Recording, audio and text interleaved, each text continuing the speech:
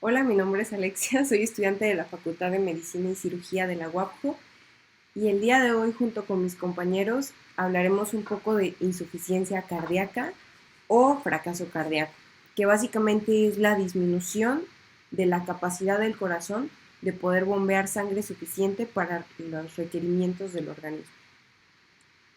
Dinámica circulatoria de la insuficiencia cardíaca. En esta primera parte vamos a tocar los efectos agudos de la insuficiencia cardíaca moderada al sufrir el corazón un daño importante, como es en el caso de un infarto agudo al miocardio. La capacidad de bombeo se verá deprimida inmediatamente. Esto es debido a dos causas: la disminución del gasto cardíaco y el estancamiento de la sangre en las venas, produciendo así un aumento en la presión venosa. Estos cambios progresivos se ven reflejados en la gráfica, donde el punto A es el punto de apertura normal que muestra un gasto cardíaco pues normal en un estado de reposo, que es de 5 litros sobre minuto y una presión auricular derecha de 0 milímetros de mercurio. Inmediatamente después del daño al corazón, el gasto cardíaco disminuye mucho y en un lapso de pocos segundos se establece un nuevo estado circulatorio, en el punto B, en el que el gasto cardíaco ha caído hasta 2 litros sobre minuto, mientras que la presión auricular derecha ha aumentado hasta 4 milímetros de mercurio. Esto debido a que la sangre venosa que vuelve al corazón se remansa en la aurícula derecha, aumentando así la presión. La disminución del gasto cardíaco es suficiente para mantener la vida quizás unas horas, pero es probable que se produzca un leve desvanecimiento posterior, que unos segundos después va a ser compensado mediante un reflejo nervioso simpático. Ok, aquí una gráfica de todo lo que les estaba explicando. Y ahora vamos a explicar cómo funciona este sistema de compensación por medio de los reflejos nerviosos simpáticos. Al disminuir el gasto cardíaco, se activan rápidamente los reflejos circulatorios que se comentaron en el capítulo de regulación nerviosa de la circulación y el control rápido de la presión arterial. Por ejemplo, pues el reflejo de los vasoreceptores, que se activa al disminuir la presión arterial. El reflejo de los quimioceptores, la respuesta isquémica del sistema nervioso central e incluso los reflejos que origina el corazón dañado. Estos van a contribuir a la activación del sistema nervioso simpático, que al mismo tiempo pues va a estar inhibiendo las señales del sistema nervioso parasimpático.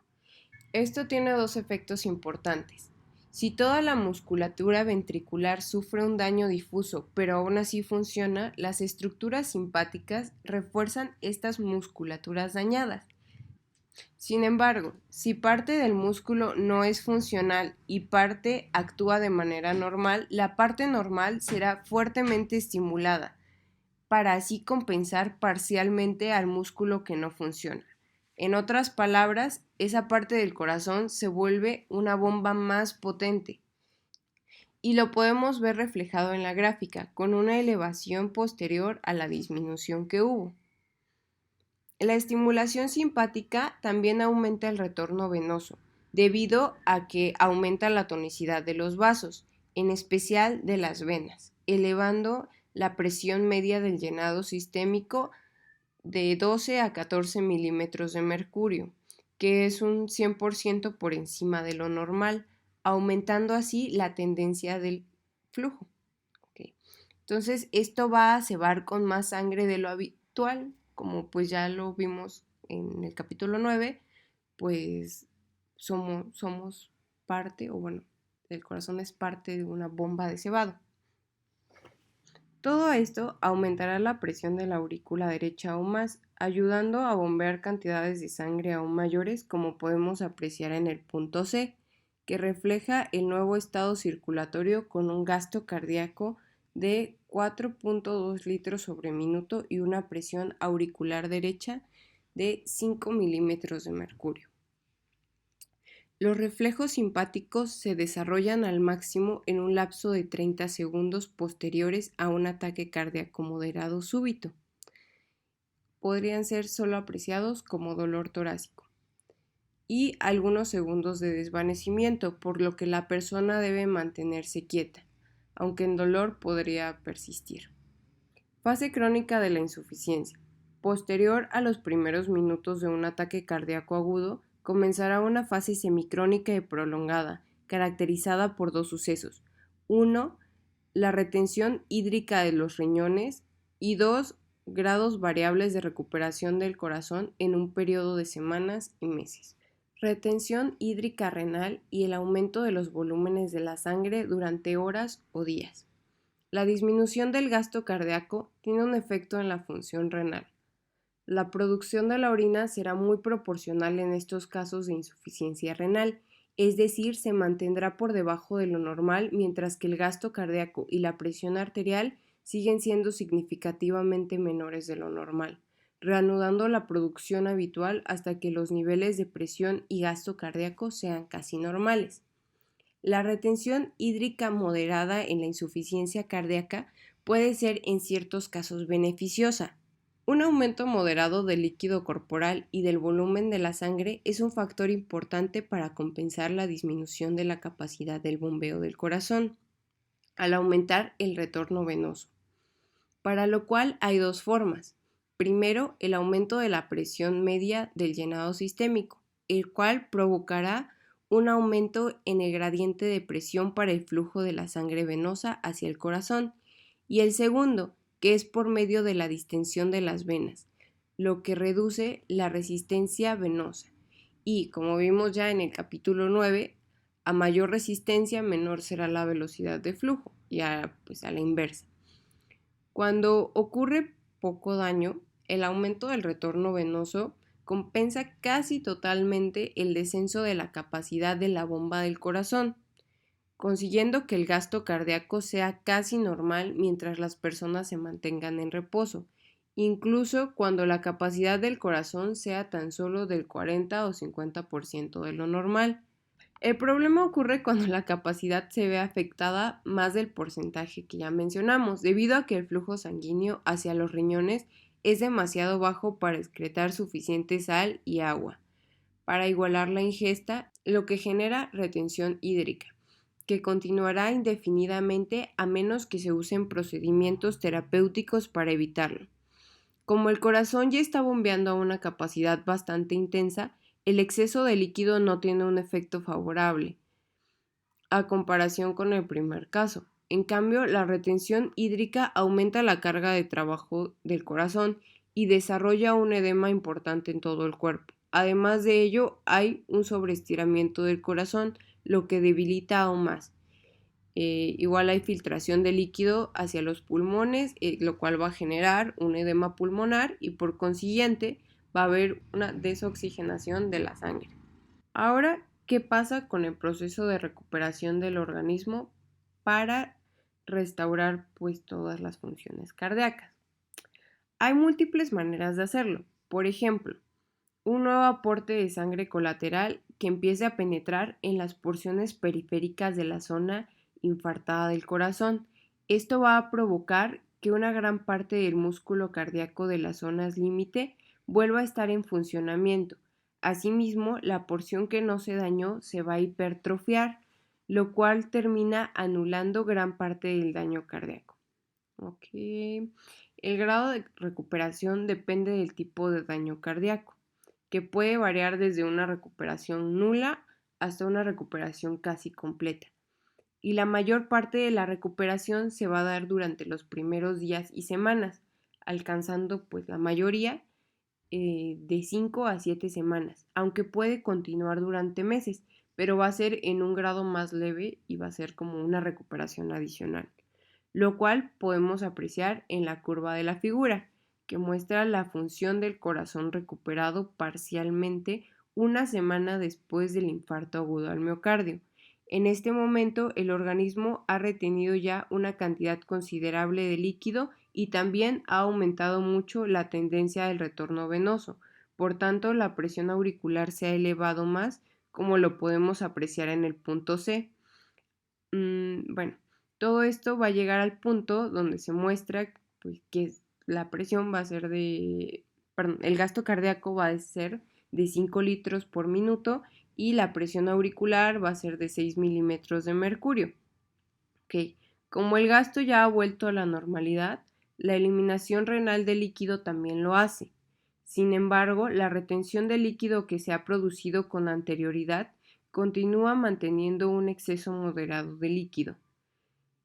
Si todo se efectúa de la manera correcta, el corazón puede recuperar un grado significativo de normalidad, por así decirlo, y esto irá disminuyendo la estimulación simpática de la que ya hablamos. Va a ir poco a poco hasta la normalidad. Esto debido a que, igual que la estimulación simpática, la recuperación parcial del corazón eleva la curva del gasto cardíaco. Por lo tanto, al recuperarse, esta se irá desvaneciendo gradualmente y con ello pues la piel fría y la palidez consecuente. En resumen, los cambios que se aprecian tras una insuficiencia cardíaca aguda son un efecto instantáneo del daño cardíaco, 2. La compensación de los sistemas nerviosos simpáticos que se produce principalmente en los primeros 30 segundos a un minuto, y 3. La compensación crónica, que son consecuencias de la recuperación cardíaca parcial y la retención de líquido. A la situación final se le denomina insuficiencia cardíaca compensada. En muchas personas, en especial de la tercera edad, hay un gasto cardíaco normal en reposo, pero una elevación leve o moderada de la presión auricular. Esto debido a distintos grados de insuficiencia cardíaca compensada. Es posible que nunca sepan que tienen un daño cardíaco porque se ha producido gradualmente, pero una persona que se encuentra con un daño pues, de insuficiencia cardíaca, aun cuando esté compensado este daño, al realizar ejercicio intenso habitualmente provocará la reaparición inmediata de los síntomas de insuficiencia cardíaca aguda, porque el corazón no puede aumentar la capacidad de bombeo hasta los valores necesarios para el ejercicio. Hola, mi nombre es Denis Yael y hoy les hablaré de la insuficiencia cardíaca descompensada. Cuando el corazón sufre un daño, usualmente causa un debilitamiento de la función de bomba y en consecuencia el gasto cardíaco no puede aumentar lo suficiente para que los riñones excreten cantidades de líquido normales. Y esto va causando una retención de líquidos y en la persona va desarrollando edema, con lo cual puede conducir a la muerte. En la gráfica podemos observar una línea recta, la cual nos indica un gasto cardíaco de 5 litros por minuto, los cuales son necesarios en un adulto normal para que los riñones establezcan un balance hídrico normal. Esto quiere decir que la eliminación de sal y agua sea tan grande como la ingestión. Un gasto cardíaco menor a este nivel entraría en juego los mecanismos de retención de líquido. Tenemos distintos puntos en la gráfica. El punto A representa una situación antes de que se produzca cualquier compensación. En el punto B representa después de la estimulación simpática. Aquí el gasto cardíaco ha aumentado y la presión en la aurícula derecha ha aumentado. Hasta ese punto la persona parece estar bien, pero ese estado no se mantendrá porque el gasto cardíaco no ha aumentado lo suficiente para provocar la excreción de líquido adecuada por vía renal. Posteriormente tenemos del punto B al punto C, en el cual sería al siguiente día. Aquí la presión de la aurícula se eleva. El gasto cardíaco aún no es suficiente para que la eliminación renal del líquido sea normal, entonces continúa reteniéndose líquido. Al siguiente día, que sería en el punto D, el gasto cardíaco no es suficiente para establecer el balance hídrico normal. Algunos días después, la retención hídrica y la presión en la aurícula derecha ha aumentado, pero ahora la función cardíaca comienza a disminuir. Este descenso es provocado por el sobreestiramiento del corazón, el edema del músculo cardíaco. En pocos días llegaremos al punto F, en el cual un gasto cardíaco menor a 2,5 litros por minuto y una presión de la aurícula derecha de 16 milímetros de mercurio. Este estado es incompatible con la vida y el paciente puede morir. El estado de insuficiencia cardíaca, en el que la insuficiencia cardíaca continúa empeorando, se denomina insuficiencia cardíaca descompensada. Esto clínicamente se puede detectar por el edema progresivo, el edema de pulmón con sonidos crepitantes y disnea. La ausencia de un tratamiento apropiado en ese estado puede causar la muerte. La descompensación se puede interrumpir de dos formas. Uno, administrando un fármaco cardiotónico como lo es la digital, la cual reforzará el corazón para que bombee sangre suficiente para que los riñones funcionen de manera normal. Y otra, administrando fármacos diuréticos, los cuales aumentarán la excreción renal, seguida con una reducción de ingesta de agua y sal, para que se mantenga un equilibrio entre la ingestión y la eliminación de líquidos. Insuficiencia cardíaca izquierda unilateral.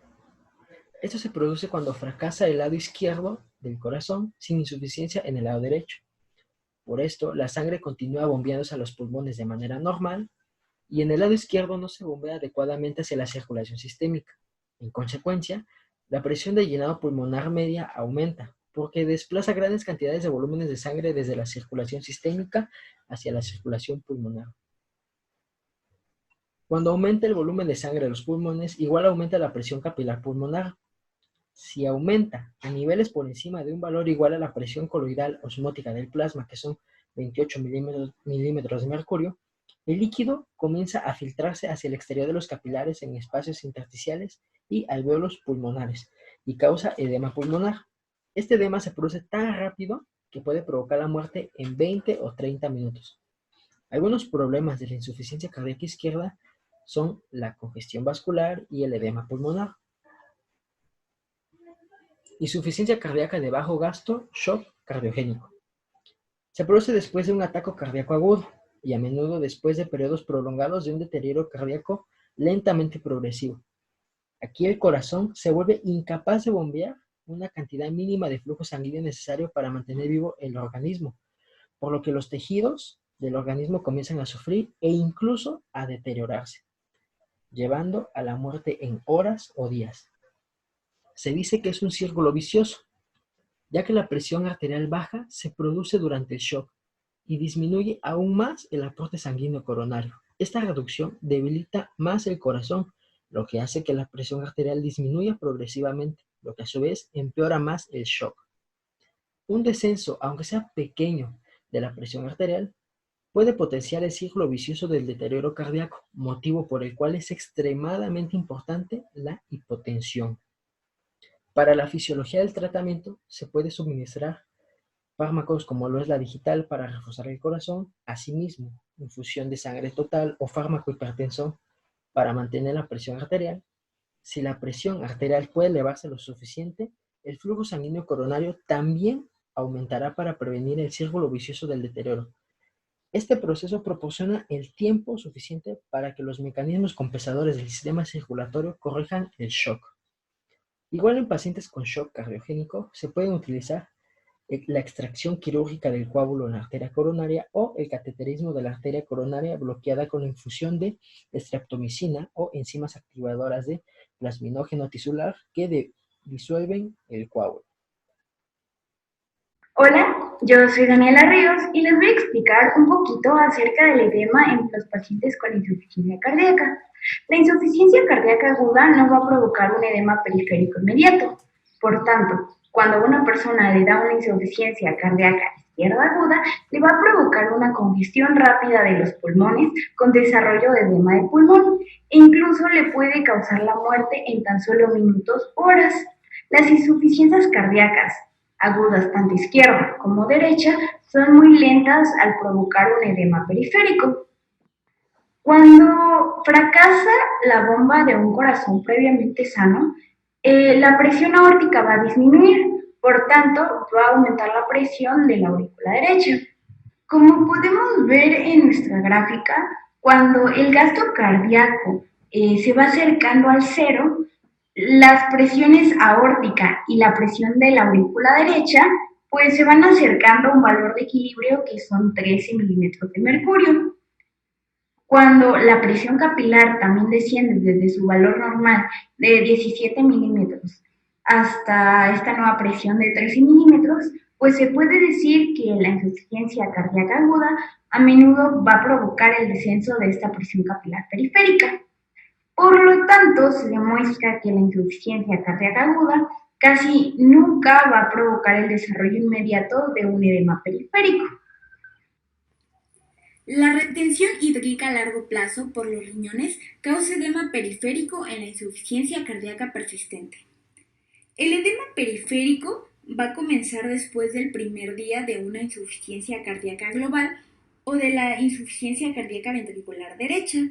Esto se va a dar principalmente por la retención de líquido que va a haber dentro de los riñones. Esta retención va a aumentar la presión media del llenado sistémico y por lo consecuente va a aumentar la tendencia de la sangre a volver hacia el corazón. También se va a elevar la presión de la aurícula derecha y esto va a devolver la presión arterial hacia la normalidad. Por tanto, se puede decir que la presión capilar se va a incrementar y esto va a provocar la pérdida de líquido hacia los tejidos y el desarrollo de un edema importante. La reducción de la eliminación renal de la orina durante la insuficiencia cardíaca tiene varias causas. La primera de ellas se da por el descenso del gasto cardíaco, que va a reducir la presión glomerular de los riñones, porque va a disminuir la presión arterial y por la intensa constricción simpática de las arteriolas aferentes que hay en los riñones. Por consecuencia, la tasa de filtración glomerular va a ser menor, excepto en los grados más leves de la insuficiencia cardíaca. La segunda se da por la disminución del flujo sanguíneo hacia los riñones. Esto va a provocar un aumento en la secreción de renina, que a su vez va a aumentar la formación de angiotensina 2. Esta angiotensina 2 va a tener un efecto directo sobre las arteriolas de los riñones y va a disminuir también el flujo sanguíneo a través de los riñones y disminuyendo de esta forma la presión de los capilares peritubulares que van a rodear a los túbulos renales, y esto va a favorecer un gran aumento en la reabsorción de agua y la sal desde estos túbulos. En la tercera causa tenemos el aumento en la secreción de aldosterona. Durante la fase crónica de una insuficiencia cardíaca se van a segregar grandes cantidades de aldosterona. Esto se va a producir como consecuencia del efecto de la angiotensina para estimular la secreción de aldosterona por la corteza suprarrenal. Este aumento se va a dar en consecuencia al exceso de potasio. Este aumento en la concentración va a aumentar en respuesta a la disminución de la función renal en personas con insuficiencia cardíaca. La cuarta causa va a ser la activación del sistema nervioso simpático. La insuficiencia cardíaca va a provocar una activación de este sistema. Este va a tener varios efectos que van a conducir a la retención de sal y agua por los riñones. El primero va a ser la estenosis de las arteriolas aferentes renales. Estas van a reducir la tasa de filtración glomerular. En segundo lugar, tenemos la estimulación de la reabsorción tubular renal de sal y agua por la activación de los receptores alfa adrenérgicos en células epiteliales tubulares. La tercera va a ser la estimulación de la liberación de renina y la formación de angiotensina 2 que van a aumentar la reabsorción tubular renal. Y la cuarta va a ser la estimulación de la liberación de hormonas antidiuréticas de la hipófisis posterior, lo que va a incrementar después la reabsorción de agua por los túbulos renales. El péptido natriurético auricular, ANP, va a ser una hormona liberada por las paredes de las aurículas cardíacas cuando éstas se estiran. Casi siempre la insuficiencia cardíaca va a provocar un aumento de la presión en ambas aurículas. Esto va a estirar sus paredes y las concentraciones de ANP en sangre van a aumentar entre 5 y 10 veces en la insuficiencia cardíaca grave. A su vez, el ANP va a tener un efecto directo sobre los riñones, aumentando la excreción de sal y agua. Por tanto, va a tener una función natural que va a prevenir los síntomas extremos de congestión en la insuficiencia cardíaca. Hola, yo soy Daniela y hoy les voy a exponer edema de pulmón. Un edema de pulmón es una causa frecuente de muerte, generalmente.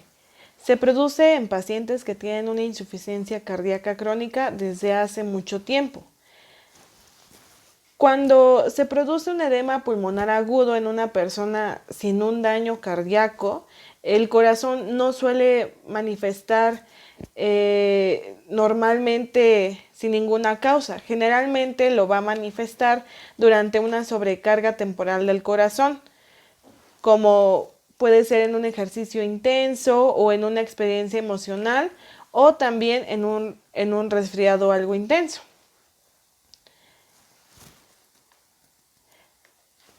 El edema agudo de pulmón va a ser consecuencia de un círculo vicioso. Este círculo vicioso lo vamos a explicar a través de seis pasos. El círculo vicioso va a iniciar con un aumento temporal de la carga sobre el ventrículo izquierdo, ya debilitado, que inicia el círculo vicioso. Dada la limitada capacidad de bombeo del corazón izquierdo, la sangre va a comenzar a quedar atrapada en los pulmones. Esto como consecuencia nos va a dar el paso número 2, que es el aumento de sangre en los pulmones, lo cual como consecuencia elevará la presión capilar pulmonar y una pequeña cantidad de líquido comienza a trasudar hacia los tejidos pulmonares y los alvéolos. Esto va a dar como consecuencia, derivado del paso 2, va a derivar el paso 3, que es el aumento de líquido en los pulmones. Esto va a disminuir el grado de oxigenación en la sangre y como consecuencia va a dar el paso 4, que es la disminución de oxígeno en sangre.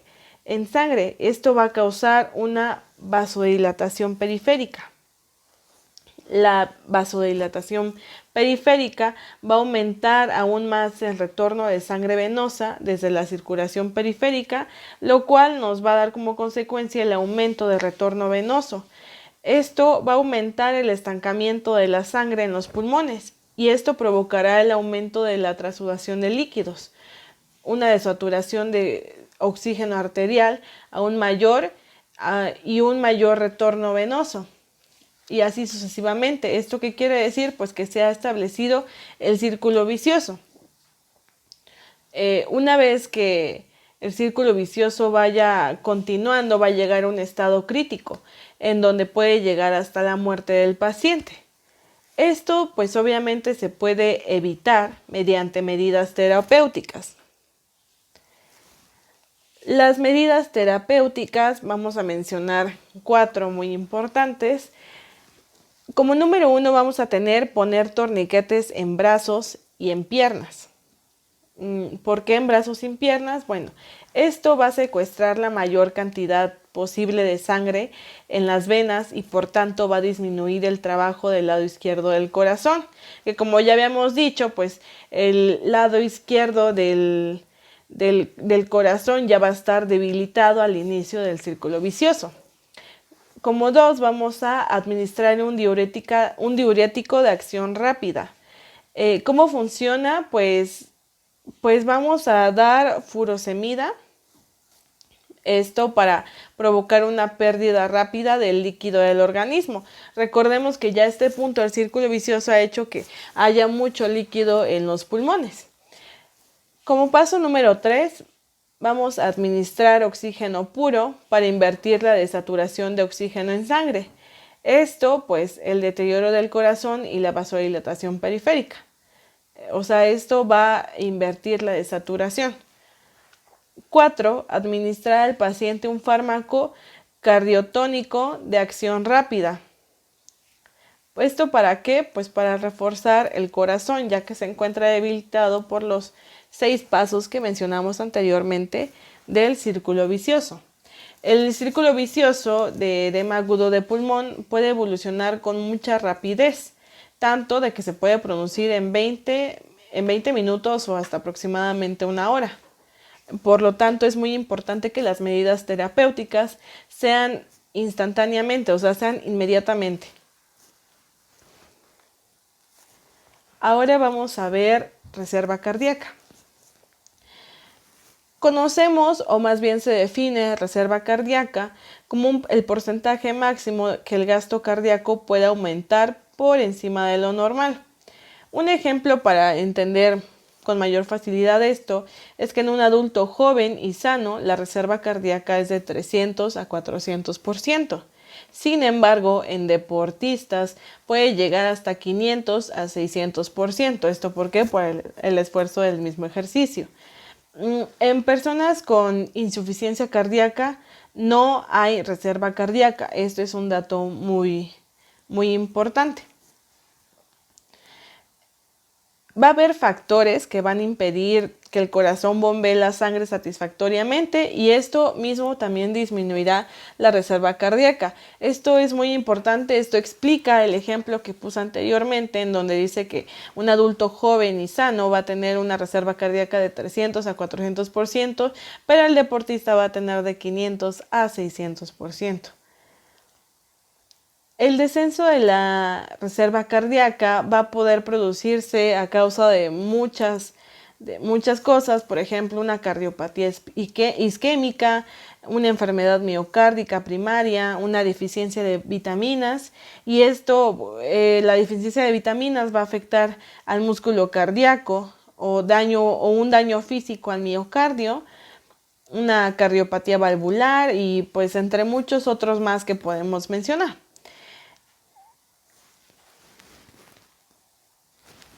Bien, ahora una pregunta muy importante, ¿cómo se hace el diagnóstico de reserva cardíaca baja? Como ya mencionamos, cualquier factor que impida que el corazón bombee la sangre satisfactoriamente va a disminuir la reserva cardíaca, por lo tanto es muy importante diagnosticarla. La vamos a diagnosticar mediante una cinta. Se le va a poner al paciente en una cinta de correr, como podemos ver en la imagen, y vamos a hacer que el paciente haga ejercicio en la cinta, ya sea subiendo o bajando escaleras o ejercicios que requieren un importante gasto cardíaco. El aumento de la carga cardíaca va a consumir rápidamente la pequeña cantidad de reserva disponible y el gasto cardíaco que nosotros vamos a ver, pues pronto va a ser incapaz de aumentar lo suficiente para mantener por así decir, el nuevo nivel de actividad del organismo. Vamos a tener en esta prueba efectos agudos, que van a ser 3. Como número 1, disnea inmediata y a veces extrema. Esto va a ser como consecuencia del fracaso de la función de la bomba cardíaca para enviar sangre suficiente a los tejidos. Esto mismo va a provocar su isquemia y crea una sensación de falta de aire. En sí podemos explicarla como una falta de condición. Como punto número 2, cansancio muscular extremo. Esto va a estar dado también como consecuencia de la isquemia muscular. Esto va a limitar la capacidad de continuar con el ejercicio. Y 3, el aumento excesivo de la frecuencia cardíaca. Recordemos que los reflejos nerviosos que van hacia el corazón reaccionan en exceso y esto va a ir intentando superar el gasto cardíaco inadecuado. Como un dato muy importante, las pruebas de esfuerzo con ejercicio forman parte de las herramientas para que el cardiólogo pueda determinar el gasto cardíaco cuando no pueda hacerlo de otra forma. Esto es muy común en la mayoría de situaciones críticas. Ok, bueno, pues mi nombre es Álvaro y hoy hablaremos sobre los métodos gráficos cuantitativos para el análisis de la insuficiencia cardíaca. Bueno, ok. Bueno, pues es importante profundizar en la importancia de los distintos factores de la insuficiencia cardíaca, utilizando pues métodos también cuantitativos, ¿ok? A continuación, pues en esta gráfica veremos el análisis gráfico de la insuficiencia cardíaca aguda y de la compensación crónica. ¿Está bien? Bueno, como podemos apreciar en la siguiente diapositiva, bueno, pues se muestra el gasto cardíaco y las curvas de retorno venoso de distintas situaciones del corazón y la circulación periférica. Como podemos apreciar, bueno, pues las dos curvas que atraviesan el punto A, como observamos, son la curva de gasto cardíaco normal y la curva de retorno venoso normal. Bueno, solo hay un punto en cada una de esas dos líneas en las que el sistema circulatorio pues, puede operar. ¿Está bien? Ese punto es el punto A. aquel en el que se cruzan ambas líneas. Por lo tanto, el estado, pues normal de la circulación es aquel que tiene un gasto cardíaco y un retorno venoso de, como podemos apreciar, de 5 litros por minuto y una presión en la aurícula derecha de 0 milímetros de mercurio. Bueno, pues ahora vamos a ver cómo el ataque agudo reduce la curva de gasto cardíaco. Bueno, pues durante los primeros segundos, tras un ataque cardíaco moderado o grave, la curva de gasto cardíaco pues va a descender hasta la curva más inferior. En esta curva más inferior la tenemos en color azul. Durante esos escasos segundos, la curva de retorno venoso aún no ha cambiado, porque el sistema circulatorio periférico aún está funcionando pues con bastante normalidad, por lo que el nuevo estado de la circulación se refleja en el punto B. Ahora, donde esta nueva curva de gasto cardíaco atraviesa la curva de retorno venoso, pues normal. Ahora, en otras palabras, la presión en la aurícula derecha aumenta inmediatamente, como podemos apreciar, hasta un nivel de 4 milímetros de mercurio, como lo tenemos en pantalla, mientras que el gasto cardíaco desciende a 2 litros por minuto, ¿ok? Ahora, posteriormente, después de ese ataque cardíaco, alrededor de los 30 segundos siguientes, los reflejos simpáticos van a comenzar a activarse en demasía, ¿sale? Y eso va a hacer que el gasto cardíaco se eleve, ¿está bien? Así como las curvas de retorno venoso. Ahora, lo que va a suceder es que aumenta la presión media del llenado sistémico varios milímetros de mercurio por encima, desde un valor, como lo tenemos ahí, de 7 hasta 10 milímetros de mercurio, ¿sale? Ese nuevo gasto cardíaco y las curvas de retorno venoso se van a equilibrar ahora en un punto nuevo, que ese punto es el punto C, como lo tenemos ahí, ¿vale? En otras palabras, con una presión en la aurícula derecha de 5 milímetros de mercurio, como lo tenemos en la parte inferior que dice presión en la aurícula derecha, y el gasto cardíaco de 4 litros por minuto. Ahora, si continuamos en un lapso de tiempo, durante la semana siguiente, el gasto cardíaco y las curvas de retorno venoso pues van a aumentar, además porque se produce una cierta recuperación del corazón y la retención renal de sal y agua. Lo que eso va a suceder o lo que va a provocar es que la presión media del llenado sistémico se eleve todavía más, ¿sale? Esta vez alrededor de 12 milímetros de mercurio.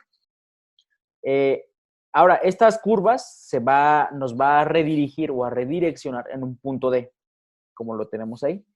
En otras palabras, el gasto cardíaco, o en otra manera más sencilla de explicarlo, el gasto cardíaco pues regresa a su normalidad, pero la presión auricular derecha aumenta más, hasta un grado de 6 milímetros de mercurio, ¿vale? Ahora, como el gasto cardíaco en este momento o en este punto es normal, la eliminación renal pues también va a llegar a una normalidad y se ha alcanzado un estado nuevo de equilibrio hídrico, ¿sale? El sistema circulatorio pues va a continuar funcionando en el punto D y se va a mantener estable con un gasto cardíaco y una presión elevada a la aurícula derecha hasta que algún factor extrínseco cambie esa curva de gasto cardíaco o la curva de retorno venoso, ¿ok? Bueno, ahora vamos a ver el análisis gráfico de la insuficiencia cardíaca descompensada. Como podemos apreciar aquí, el punto A, en el punto A la curva del tiempo cero se iguala a la curva de retorno venoso normal para obtener un gasto cardíaco en torno a los 3 milímetros de mercurio, más o menos, ¿sale? No obstante, la estimulación del sistema nervioso simpático provocado por esta disminución del gasto cardíaco, pues va a aumentar la presión media del llenado, ¿sale? Sistémico desde 30 segundos de 7 hasta 10 milímetros de mercurio, 10.5 más o menos, ¿sale? Lo que eso va a suceder es que va a desplazar la curva de retorno venoso hacia arriba y hacia la derecha, como lo podemos apreciar. Esto para producir la curva marcada con descompensación autónoma. Ahí lo tenemos en la línea azul. Ahora, en términos más prácticos, la nueva curva de retorno venoso se iguala a la curva del gasto cardíaco en el punto B, ¿sale?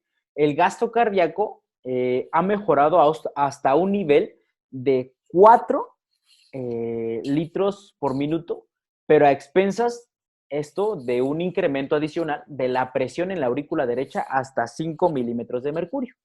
¿Sale? El gasto cardíaco de 4 litros por minuto aún es demasiado bajo para que los riñones funcionen con normalidad. Por lo tanto, esto va a provocar que haya o que se continúe reteniéndose el líquido y la presión media de llenado sistémico, pues aumente, ¿sale? Desde 10.5 hasta casi 13 milímetros de mercurio. Ahora, la curva de retorno venoso es la marcada como segundo día. Ahí lo podemos apreciar en la línea verde. Y esta se equilibra con la curva de gasto cardíaco en el punto C, ¿sale? El gasto cardíaco pues aumenta hasta 4.2 litros por minuto y la presión en la aurícula derecha hasta 7 milímetros de mercurio. Ahora, ¿qué va a suceder? Bueno, pues si comenzamos a avanzar en los días, el gasto cardíaco pues nunca aumenta lo suficiente para restablecer, ¿sale? La función renal normal. Y el líquido pues va a continuar reteniéndose. La presión media del llenado sistémico continúa aumentando, ¿vale? La curva de retorno venoso continúa desplazándose hacia la derecha y el punto de equilibrio entre la curva de retorno venoso y la curva de gasto cardíaco, pues también se va a desplazar progresivamente hasta el punto que nos lleva hacia el punto D, ¿sale? Y esta nos va a redirigir hacia el punto E, ¿vale? Por último, el punto F, pues va a ser alcanzado en esos mismos parámetros como ya se vienen alcanzando el punto D y E, ¿vale?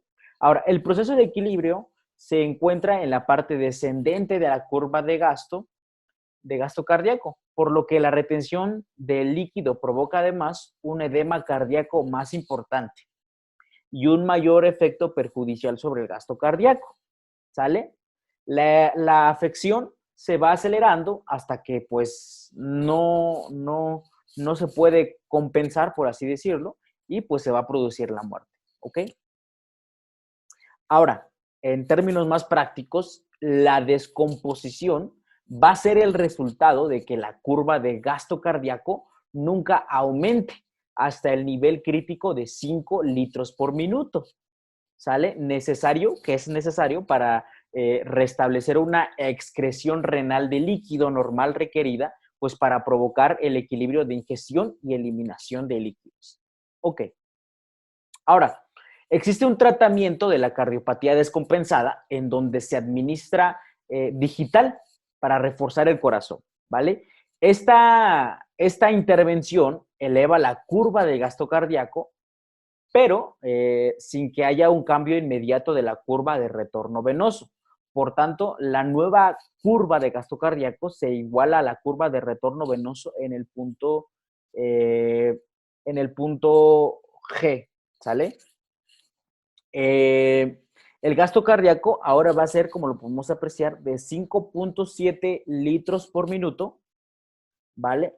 A un valor mayor que el nivel crítico de 5 litros necesarios para hacer que los riñones pues excreten cantidades normales de orina.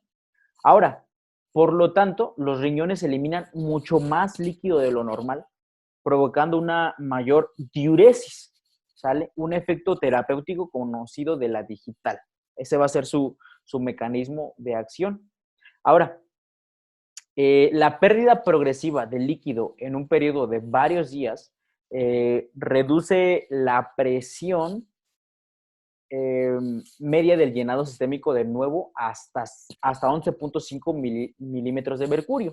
Y la nueva curva de retorno se convierte en la curva marcada como varios días después. Ahí lo tenemos, esa es la curva de retorno venoso. Ahora, esta curva se va a igualar a la curva de gasto cardíaco del corazón digitalizado en el punto H, ¿sale? Con un gasto cardíaco de 5 litros por minuto y una presión en la aurícula derecha de 4.6 milímetros de mercurio. Este gasto cardíaco es precisamente el necesario, ¿sale? Para mantener el equilibrio hídrico normal. Por lo tanto, no se perderá ni se ganará más líquido. En consecuencia, el sistema circulatorio ahora se ha estabilizado, o en otras palabras, la descomposición de la insuficiencia cardíaca se ha compensado, ¿sale? En otras palabras también, bueno, pues la situación final en el equilibrio de la circulación se define por el punto de cruce de las tres curvas, ¿sale? ¿Cuáles son estas tres curvas? Bueno, pues la curva de gasto cardíaco, la curva de retorno venoso y el nivel de crítico para alcanzar el equilibrio hídrico normal.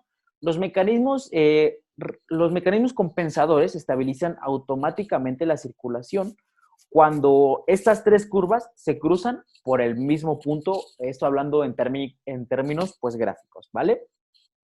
Ahora veremos, bueno, que pues la insuficiencia cardíaca de alto gasto existe en dos tipos, ¿sale? Uno de ellos está provocado por una fístula arteriovenosa que sobrecarga el corazón por el retorno venoso excesivo, incluso cuando no ha disminuido la capacidad de bomba del corazón, ¿vale? Y el otro tipo va a estar provocado por el beriberi, ¿sale? En el que el retorno venoso está muy aumentado porque disminuye la resistencia vascular sistémica, pero al mismo tiempo, pues también disminuye la capacidad de bombeo del corazón, ¿sale? Bueno, en la siguiente diapositiva se presenta el gasto cardíaco normal y las curvas normales de retorno venoso, ¿sale? Estas curvas, pues se igualan entre sí en el punto A, que representa un gasto cardíaco normal de 5 litros por minuto, ¿vale? Ahí lo podemos apreciar. Y una presión normal en la aurícula derecha, pues de 0 milímetros de mercurio, ¿vale? Eso es lo normal. Ahora, en un caso hipotético, como lo vemos en la gráfica, la curva de retorno venoso rota hacia arriba para obtener la curva marcada como fístula AB, ¿sale? Esta curva de retorno venoso se va a igualar a la curva de gasto cardíaco normal en el punto B, con un gasto cardíaco de 12.5 litros por minuto y una presión en la aurícula derecha de 3 milímetros de mercurio, ¿sale? Es decir, el gasto cardíaco se ha elevado mucho. La presión en la aurícula derecha está ligeramente elevada y hay signos leves de congestión periférica. Un ejemplo de ello es que, bueno, pues si la persona intenta hacer ejercicio, pues tendrá una reserva cardíaca pequeña porque el corazón ya está casi en su capacidad máxima para bombear sangre, ¿sale? Esto pues a través de la fístula arteriovenosa. Esta situación se parece a una situación de insuficiencia y se denomina insuficiencia de alto gasto, ¿sale? Bueno, pero en realidad el corazón está sobrecargado por un retorno venoso pues excesivo, ¿ok? Ahora, el descenso de la curva del gasto cardíaco está provocado por el debilitamiento del corazón secundario a la avitaminosis, que es principalmente, bueno, pues la ausencia de tiamina, ¿sale? Y esto, pues va a provocar un síndrome, ¿sale? Que ese síndrome se denomina, pues, síndrome de beriberi. Ahora, el debilitamiento cardíaco, bueno, pues aquí en esta patología ha disminuido el flujo sanguíneo que va hacia los riñones.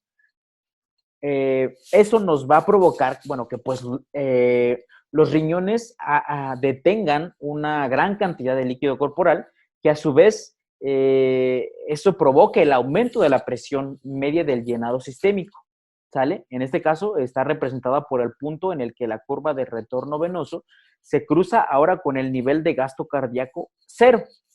Esto desde el valor normal, desde 7 hasta 11 milímetros de mercurio. Bueno, pues la curva de retorno venoso se ha desplazado hacia la derecha, como lo podemos apreciar. Y por último, la curva de retorno venoso ha rotado hacia arriba desde la curva normal, ¿vale? Como lo podemos aquí ver. Ahora, la vitaminosis ha dilatado los vasos sanguíneos pues periféricos y eso es lo que nos provoca el síndrome o la cardiopatía del beriberi. Bueno, y pues si esto te gustó, si esto te sirvió, ¿verdad? Pues déjanos tu like y pues suscríbete a la página, ¿no? Mi nombre es Álvaro y bueno, pues muchas gracias por reproducir el video, ¿no?